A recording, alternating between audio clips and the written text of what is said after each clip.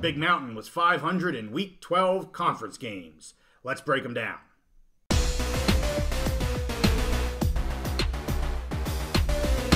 Week 12 is in the books, and we're back on the Big Mountain, where we bring you a detailed focus on the Big Ten and the Mountain West. Hey, it's good to have you back. Here we are after Week 12. If you haven't seen us before, I'm JY. This is my good buddy Steve. We're going to break down all of our picks, and I'm also going to get into some of the Mountain West tiebreaker scenarios for the Mountain West Championship game. But before I get into the Mountain West, let's start with the Big Ten, Steve. Go for it. Okay, all right. So rolling right along. Let's start with a banger right out of the gate. My beloved Penn State Nittany Lions. They were my lock to cover 20.5. They just barely did so. Yep. I think they won by 21. Drew Aller was knocked out of the game in the third quarter. Offense was still a little sluggish. Defense still looked really, really good. Rutgers, their running back, was leading rusher in the Big Ten, and they held him well below his average today or on Saturday, and held Rutgers under 100 yards.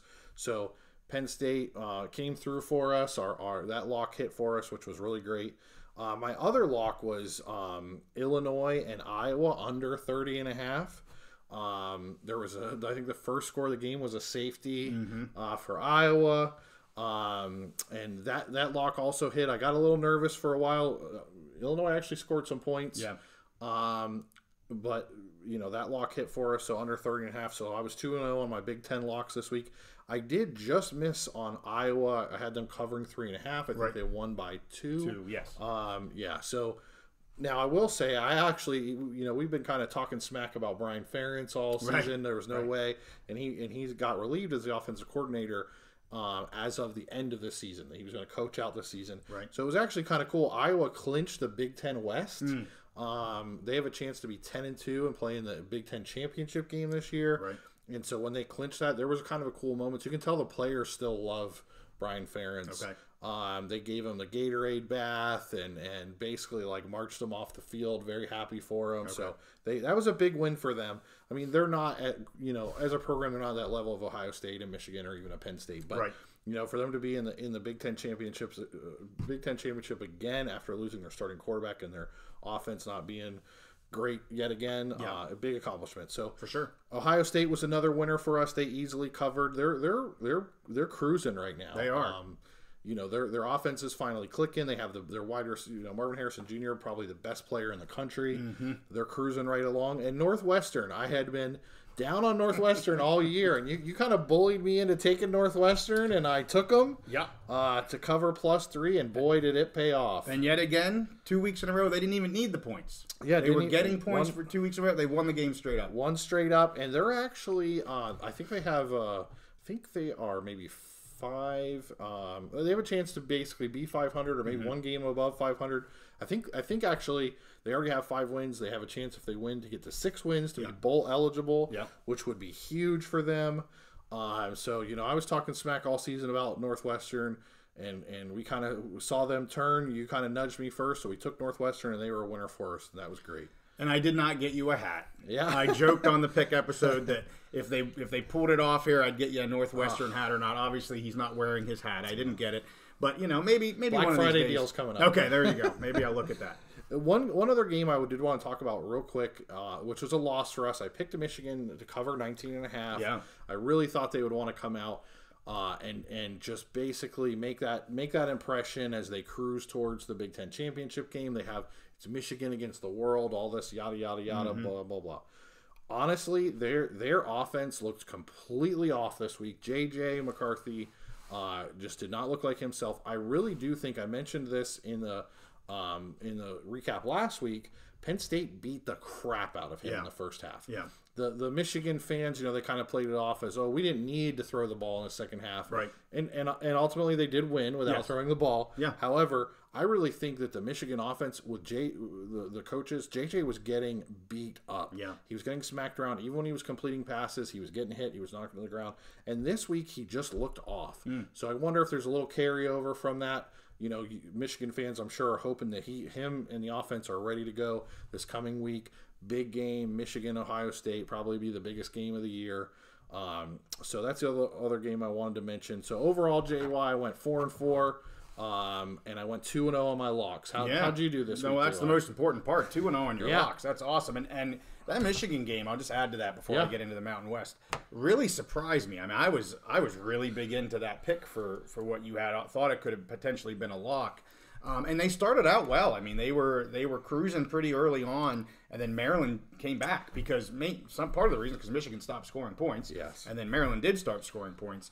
And yeah, we'll see what happens with them. I mean, I get that, here at the end of the season, they got a huge game, maybe a bit of a downer, or you're not quite as pumped up for it, and now another huge game. So could you say it was a bit of a gotcha? What do they call it? A catch, whatever catch game, trap game. Yep.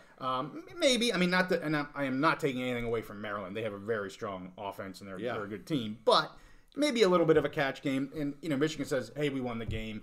Our sights were on Penn State and Ohio, certainly Ohio State next week. So I maybe get a little bit of a lull, but I think you made a great point about JJ and his potential health. So just did not look the same. Wasn't moving the same way as he normally does. Wasn't throwing. And is it a hangover from last week? Is it a mental hangover? Is it a physical hangover? Right. Could he have some injuries? College teams aren't always forthcoming on those injuries. So we'll see. Yeah.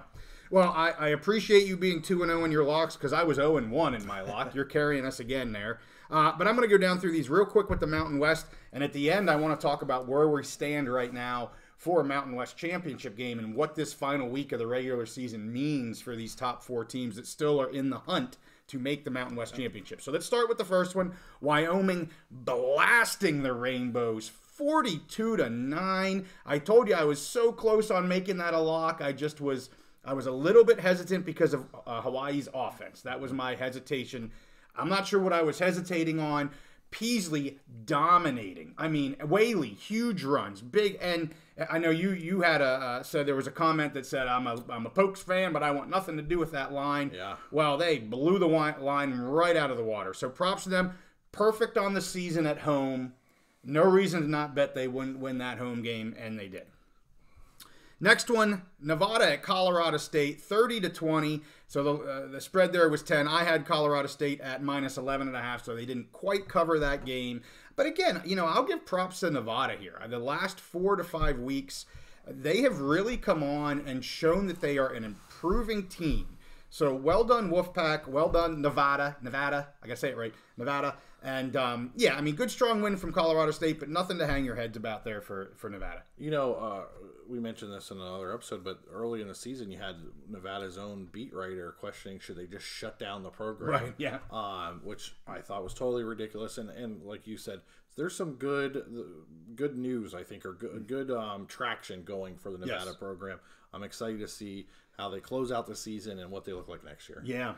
Then we get to the game of the week. UNLV went to Air Force, and this one didn't disappoint. 31-27. UNLV pulls it out. Air Force coming back and being the team that we saw 3, 4, 5 weeks ago. Now, Zach Larrier didn't play. Again, I have not seen any updates on this. I would think he's likely done for the season. I don't know about a bowl, but we mentioned it was knee again, and he had injured his knee previously. So a little concerning here for Air Force. 3 weeks in a row that they have lost. And, UNLV now, as we get into me talking about championship game, they are in the driver's seat. They are almost guaranteed. They're not, but they're almost guaranteed to be in and probably host the championship game for the Mountain West. Hats off to the Rebels. You're fun to watch. I am excited for that championship game with them being in. Let's get some new blood, new teams in this game. Real happy for the Rebels. It's interesting. I think it was the first or second game of the year. We identified when Maeva came in. I went back and looked. Yeah. It was at the Vandy game. Okay. So it was early in the third week of the season. Third week of the season. It was the Vandy game, and that's when we saw him play that. Come in and start playing really well. And we said right away, this guy better be playing. He makes them a completely different team. Mm-hmm. And with him playing, we said UNLV is a team to could be a spoiler. Yes. Well, they've gone beyond a spoiler now, and it looks like they're leading the pack. They're leading the pack for sure. They've got to be the favorite, I think, going into the Mountain West Championship game. I wanted to say something real quick about Air Force. We thought at the beginning of the season maybe they could struggle with the rule changes or whatever. Yeah. But that obviously they were dominant throughout most of the season. I wonder if, as the season wore on, they're playing a bit of a new style with the new rules, the new blocking, and they're not as big as some of the other teams. I just wonder if that kind of wore down on them. The physical season that they've played kind of wore down on them. The other thing I wanted to say is I watched a good amount of the second half of this game, and the third string quarterback came in for Air Force. And I forget his name now, but led him right down the field, marching down the field, throwing bullets over the middle. Bouche or something? Yeah, I don't know how you pronounce it. Boucher, something like that. Yeah, I don't know. Led him right down the field. They get down 1st and goal on the 10-yard line, and they bring the other guy back in, the second string guy, who really hadn't done a lot from what I could see on offense. And first down, second down, third down, nothing going. They bring him back in 4th down, and 4th and goal on the 10. That's tough. Right. I was very surprised. I mean, I don't want to question the Air Force coach too much because he's done a great job this season, but I was shocked to see them. You have one quarterback just lead you right down the field, and you're on 1st and goal, and I'm pretty sure it was on the 10. It wasn't like on the 1 or the 2. You're right. It was around the 10, 9, 10, And then they take him out, put the other guy in. I thought that was kind of a dumb coaching move. So no, I get that. And I saw the very end of that game, and you mentioned the lines. UNLV lines. I noticed it when they played Wyoming. They are some legit lines on both sides of the ball, for sure. They're big boys that can move. To get back to my pick, I picked UNLV. Yeah. Took the 3.5. They didn't even need it, but I thought they might because Air Force could have pulled out that victory in the end. They had 1st and goal, and then they just couldn't get it done. Those points would have been nice for you if they would have. Yeah, but it still won the game. But anyway, so let's get to the other big game here: Boise State versus Utah State. Utah State went up early, but it was all Broncos after that. Genty was back in the game. He came back after missing a few weeks here with an injury. Halani ripping off some runs. This is a dangerous team moving forward. I mean, they have just shot up. I don't want to say out of nowhere. They're always a dangerous team, but kind of left by the wayside. Our focuses were on Fresno, on Air Force, on UNLV, and here sits Boise ready to go right back to the championship. They fired their own coach, so I mean, and blowing out Utah 45-10. I took them at minus 3.5. Oh, good gracious! That could have been 30 points, and we win that bet. But so Boise State in the driver's seat here. We'll see what happens. They play Air Force this coming week. I said at the very beginning of the game that Air Force Boise State game is going to be huge. Probably dependent upon whoever wins that game is going to make it in, and that's very much what it's looking like right now. I'll get to that here in a minute. But so started off here in conference 3-1, was feeling great about it. I'm like, oh, we're going to have a great week. And then my 2 late games, at least East Coast late games, stinkers. New Mexico with an upset at Fresno State. How? I didn't watch the game. Unfortunately, I would have loved to know the answer to that, other than I know Keene didn't play. Yeah. But to me, that's a little bit of a cop-out. I mean, people are going, oh, Fife isn't as good as Keene. Okay, I understand. He's not as good as Keene. You lost to New Mexico at home. I'm sorry, Lobos fans. But from a Fresno State team that had the Mountain West Championship game in the palm of their hand, these past couple weeks, they've just let it slip away. Yeah. It kind of gets back. I did watch a little bit of the game, but not enough to answer the question. I think it gets a little bit back to their running game. They have not had a very solid running game, very reliant upon Keene. This is from an offensive standpoint. And I think that running game here has just come back to bite them just a little bit. But so I didn't win that when I took Fresno, giving 23.5 points. So yikes. And then the last one, my lock, really surprised here. San Jose State wins the game 24-13 over San Diego State. So they win it by 11. I had them at 14.5. Really surprised it was this close. Again, I know San Diego State has a decent defense, but San Jose State's offense should have put up almost double these points. I mean, they should have put up into the 40s, and they just didn't do it. I watched some of the first half of that game, and it really looked like for a while San Jose State was just doing whatever they wanted. Like, there were wide gaps in the defensive secondary where, they were just kind of picking it apart. Yeah. But then both teams kind of got into this, almost like they were just going through the motions. I do think maybe you saw a little bit of the San Diego State defense. They know this is kind of like their last couple games under Brady Hoke. Yeah. So, that's another way I can explain it. It's a weird game. They should have blown them out the way San Diego State's been playing, the way both teams have been playing. Mm-hmm. but just it came across as a strange game, kind of both teams going through the motions. Yeah. So 3-3, kissing your sister there, 3-3, but 0-1 on that lock, which was pretty disappointing. Then I went 0-2 in my other games. Unfortunately, I mean UCLA 38-20 over USC really surprises me. And then Rice and Charlotte, they only score 35 points, and not so much Rice. I mean they did not have Daniel, so it didn't become a lock, but they still scored 28 points. Charlotte only scoring 7. So Charlotte actually busted my bets here in the American 2 weeks in a row. They're the ones that were closer to Memphis last week than they really should have been, and now they only score 1 touchdown against Rice, so I can't hit my over. So I think I'm done with that. They've lost me 2 bets. They're just thinking Charlotte, whatever they are. Anyway, so can I say something about UCLA? Yes. Obviously, they're going to be Big Ten teams next year. I watched some of this game. There were reports that Chip Kelly at UCLA was going to be fired. We were surprised. I think we were both surprised by that. Mm-hmm. I think maybe they've kind of backed off of some of those. I mean, why? They beat USC. They didn't have a great season. They aren't going to challenge for the playoff, but they're ahead of USC right now. Like they just beat them head to head on the field. Mm-hmm. Their record was I think they're going to finish with a better record. And USC has everything. They have unlimited budget for the portal. They brought in all these defensive players. They have the reigning Heisman Trophy winner. And UCLA's defense continues to shine. Yeah. USC has scored a lot of points this year on people. It's been their defense that's let them down. But I really thought UCLA's defense did pretty good against a USC offense with Caleb Williams. I'm looking next year. Penn State, my team plays both of these teams at USC, and I think we host UCLA. Honestly, I'm more worried about hosting UCLA with that defense than I am going to USC. So I personally think that they should give Chip Kelly at least another year. I'd be surprised. But going into next year, Lincoln Riley, I think he's underwhelmed at USC, and now he's losing his Heisman Trophy quarterback, who was their entire offense, basically. Yeah. So I don't know how that bodes for them next year entering the Big Ten. Yeah, good point. And I mean, you got to think UCLA at this point, if anything, they're neutral on the season. I would actually say, you mentioned they're ahead of schedule. Yeah.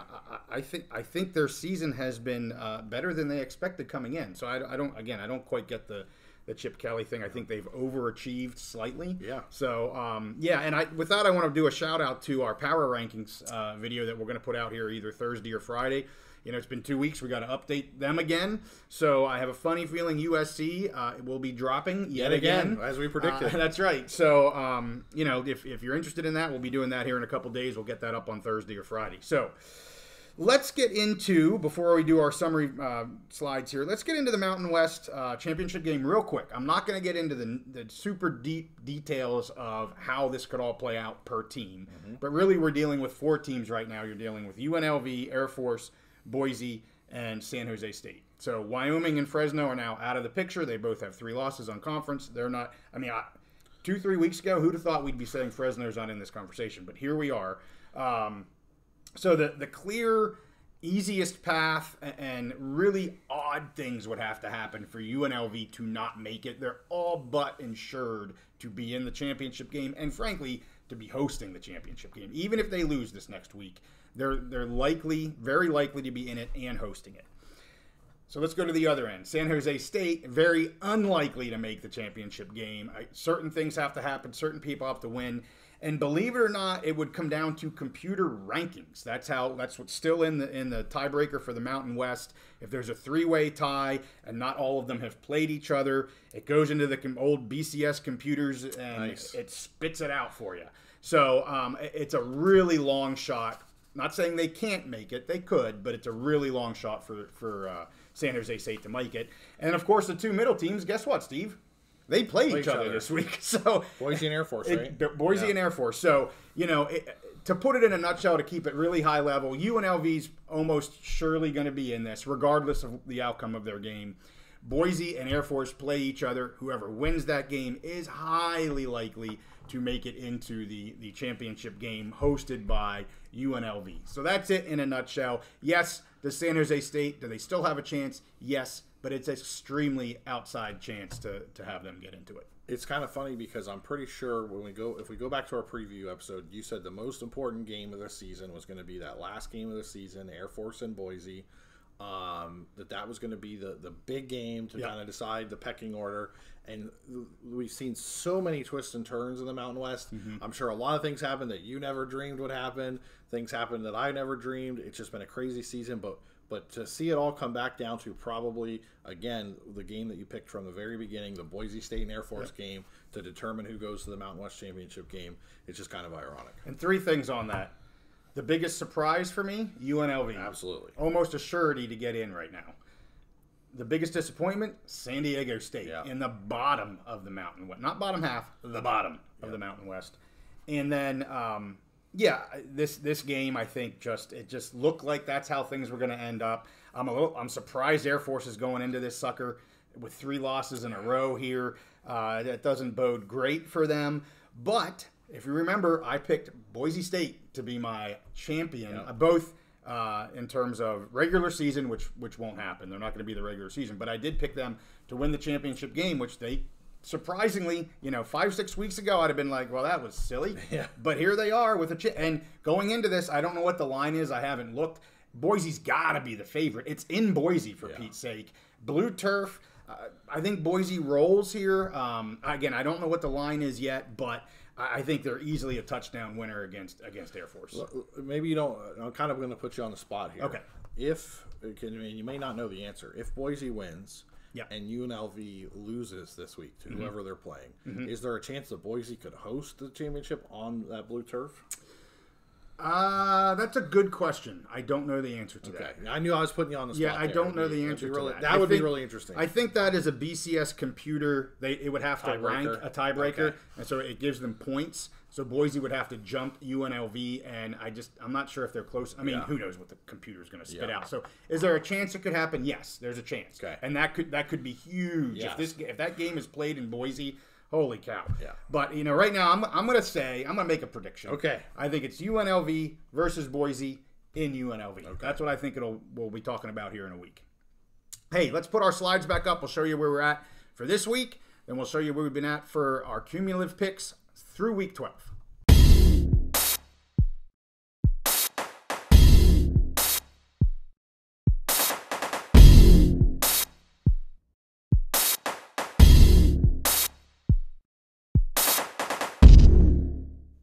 All right, that's where we sit. I've been on a bit of a slide here with my locks, but Steve's back at it, going 2-0.